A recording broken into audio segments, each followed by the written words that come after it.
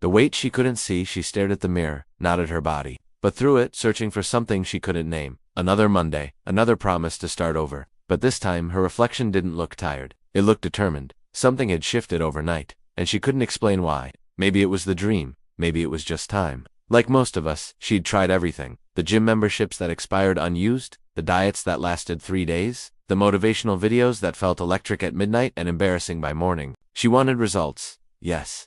But more than that, she wanted to feel like herself again.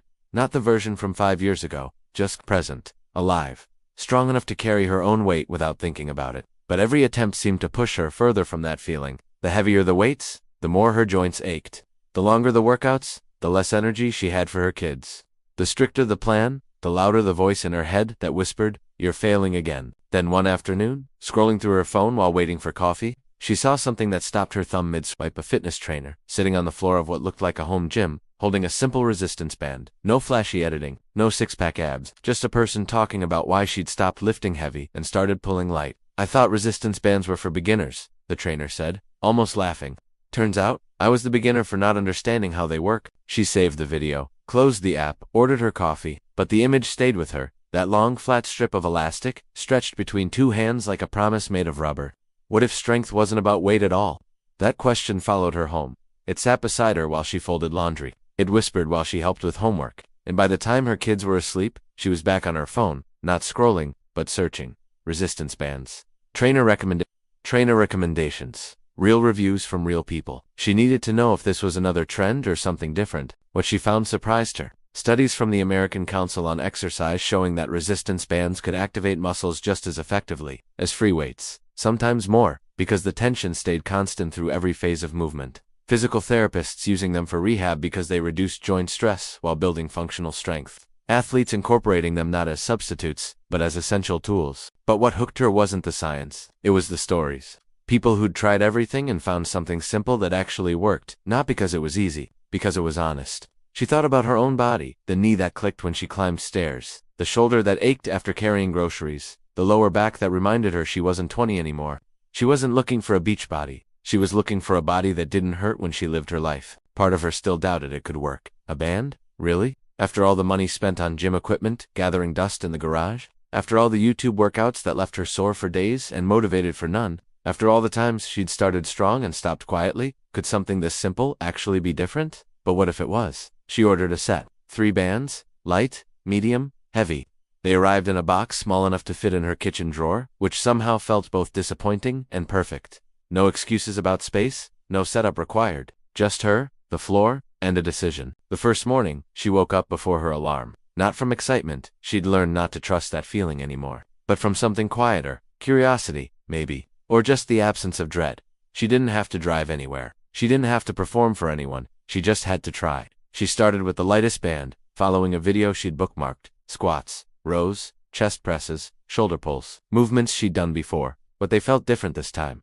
The resistance wasn't harsh. It was responsive. It met her where she was, not where she thought she should be. Her body remembered how to move, and for the first time in years, moving didn't feel like punishment. Researchers at Stanford found something similar in their studies on habit formation. When routine meets meaning, consistency finally sticks. It's not about willpower. It's about removing the friction between intention and action. And for her, that friction had always been the gap between what fitness was supposed to look like and what her life actually allowed. She didn't film herself. She didn't track macros. She didn't post progress photos. She just showed up. Some mornings for 20 minutes, some for 10. Once, when her youngest had a fever, she did 3 exercises standing in the kitchen while waiting for the kettle to boil. And slowly, something began to change. Not her body, not yet, but the way she carried it. The way she moved through her day without bracing for pain. The way she bent down to pick up toys without calculating the cost to her back. The way she climbed stairs without thinking about her knee. Strength, she realized, wasn't a before and after photo. It was the absence of hesitation, but there were setbacks. Mornings when she slept through her alarm and felt the old shame creeping back. Days when her body felt heavy, no matter how light the band. Moments when she looked at herself and wondered if any of it mattered. One Tuesday evening, after a particularly long day at work, she stood in her bedroom holding the medium band and felt nothing. No motivation, no energy. No reason except the routine she'd built. She almost put it down, almost decided tomorrow would be better. But then she heard her daughter's voice from the hallway. "Mom, can you play with us?" And something shifted. She wrapped the band around her hands and did 5 rows. Just 5. then put it away and went to play. Later that night, sitting on the edge of her bed, she laughed. Not because she'd done a great workout, because she'd done an honest one. And maybe that was the same thing. What surprised me most wasn't just how resistance bands improved my experience with fitness, but how everything started to feel different once I switched to the right method. I wasn't expecting such a clear change, and honestly, I tested it more than a few times before I figured out what really worked. The key wasn't heavier resistance or longer sessions. It was about finding tools that matched my actual life, not the one I thought I was supposed to have.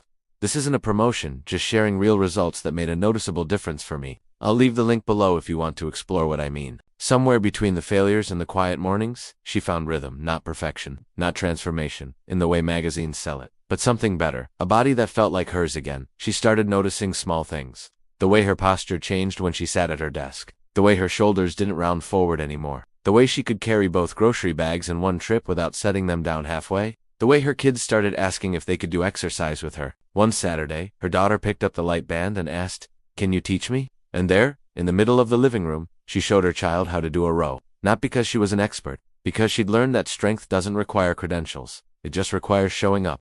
Her son watched from the couch, then quietly joined in. No pressure, no performance. Just a family moving together on a Saturday morning because it felt good. That's when she understood this was never about fitness. It was about reclaiming agency over her own body. About proving to herself that change didn't require suffering, that progress could be gentle, that strength could be built in the spaces between everything else. Physical therapists have long known what the fitness industry often forgets. Sustainable strength comes from consistent, progressive tension, not maximal load. Resistance bands provide variable resistance, meaning the muscle works hardest at its strongest point in the range of motion. This builds functional strength, the kind that helps you live, not just lift. She thought about all the years she'd spent chasing an ideal that didn't exist. The comparison, the shame, the endless cycle of trying and quitting and trying again.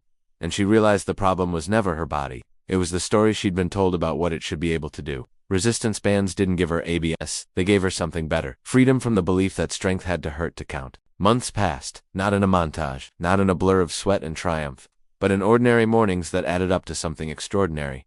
She didn't post about it, she didn't announce it, she just kept going. Then one afternoon, while carrying a heavy box up the stairs, she stopped halfway. Not because she was tired, but because she realized she wasn't. Her body, the one she'd spent so long fighting against, was quietly, competently, doing exactly what she needed it to do. And in that moment, standing alone on the staircase with a box in her arms, she felt something she hadn't felt in years.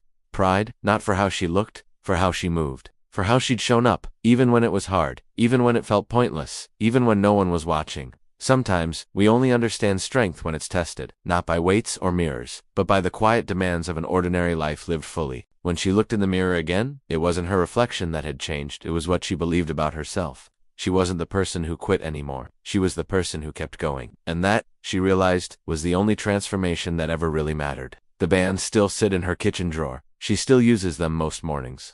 Some days are better than others, some weeks she misses more than she completes. But the difference now is that she doesn't see missing a day as failure, she sees it as life. And the next morning, she just picks up the band again. Because strength isn't something you achieve once and keep forever. It's something you build, and rebuild, and build again. With patience, with honesty, with tools that meet you where you are. And sometimes the most powerful tool is the one that fits in a drawer and asks nothing of you except that you try. Tell us which part of this story resonated most and where you're watching from. See you in the next video. Bye.